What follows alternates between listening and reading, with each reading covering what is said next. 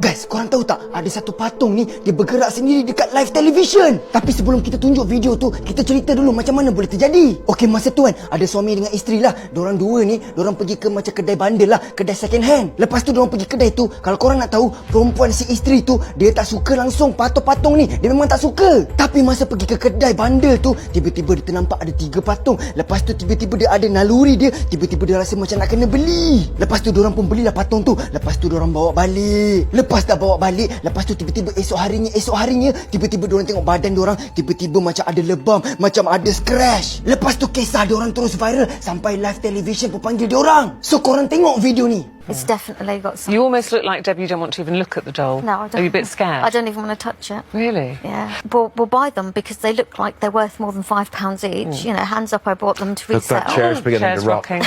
Look at that. Who's doing that? Stop it. Who's doing that?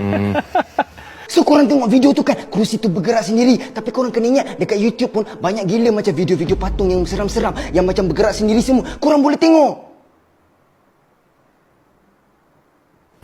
Dia pandang pula. Sorry